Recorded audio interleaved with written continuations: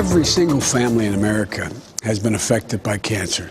It's the largest killer in the world, and we are so close, so incredibly close on finding cures and fundamental changes and making it a chronic disease in many cases and not a death sentence. Vice President Joe Biden speaking to ABC's Good Morning America on the challenge he has been given to help marshal resources to cure cancer. Of course, he lost his son Beau to that disease, and today news of another noteworthy life taken. Actor Alan Rickman dying of cancer at the age of 69. Earlier this week, of course, music icon David Bowie lost his fight with the disease. Cancer continues to strike 1 in every 3 Americans, bringing immediate feelings of fear, panic, and helplessness. But a new book delves into the latest medical research and identifies ways to survive a diagnosis of cancer. For more on this, we're pleased to welcome Charlotte Libov. She is the author of The Cancer Survival Guide, How to Conquer This Disease and Live a Good Life. And we are likewise pleased to be joined at the anchor desk by our good friend, Newsmax Health editor Nick Tate. Thank you both. And Charlotte, President Obama has called for marshaling resources reminiscent of going to the moon to find a cure for cancer. Do you believe that's possible? Well, first of all, the question is, it's one thing to call for resources and another thing to allocate them. So first of all, number one, it depends on how much is allocated. And number two, I'm reminded of 1971 when Richard Nixon declared a war on cancer. We know a lot more now than we did then, and one of the things we do know is how complicated cancer is. Cancer is actually an umbrella term for 100 different diseases. So, first of all, what depends on how much money, second of all, how it's allocated. But we are, I must say, we are tremendously closer now than we were before. And Nick, so many strides have been made. You report to us on a regular basis. What do you think has been the most profound finding and bit of research? Well, what's really happening is cancer is becoming a manageable and livable condition. The big C used to really, and it still strikes fear in people's hearts, but the idea was that cancer was a death sentence not too long ago. That is no longer true.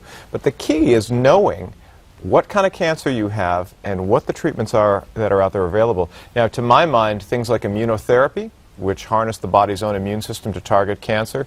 Genetic therapy techniques are really becoming the vanguard of where we're going. And I would ask Charlotte, I mean, based on the research that you've done, they're not cures, but it seems to me that some of these advances are really the next best thing, are they not? They are tremendous strides. I mean, they're just a leap into the future. When I used to talk to cancer experts when I first started researching the book, they would say we are on the frontier, on the cusp. And now we see with people like Jimmy Carter getting treatment that the future is here. And both of what you mentioned, immunotherapy and building upon our knowledge of genetics, has just made this so much tremendously possible. Mm-hmm. And the possibilities are there, but the personal nature of this disease and the personal nature of the book you wrote, Cancer Survival Guide. People get a diagnosis of cancer, depression, panic. What is the single most important thing a person who's just been diagnosed needs to know? Well, the first thing they need to know is they need to know to take a deep breath, because what you're saying is absolutely true.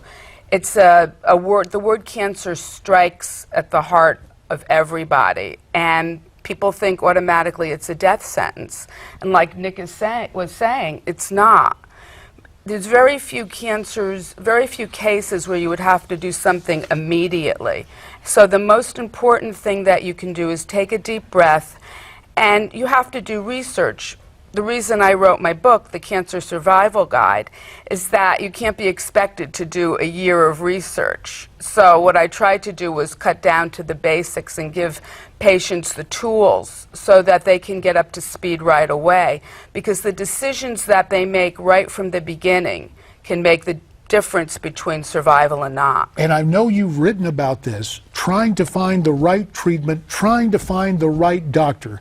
Nick, I mentioned Charlotte's writing about it in the book, but your take on that, a shorthand notion of what we have to do to find the right doctor? Your doctor really needs to be the quarterback of your care. So in large part, the success of your treatment and therapy is really dependent on the expertise and the experiences of your doctor.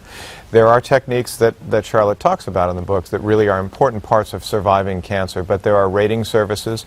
The other thing that I would say, beyond kind of the places you can check for backgrounds and people who have experience, rely on the folks that you know who know this area. And I can tell you personal experience, we had a cancer scare in my family, and one of the first phone calls that I made was to Charlotte.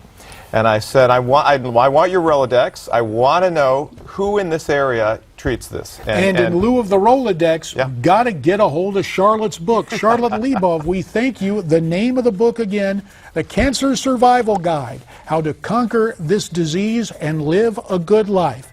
Back with more right after this.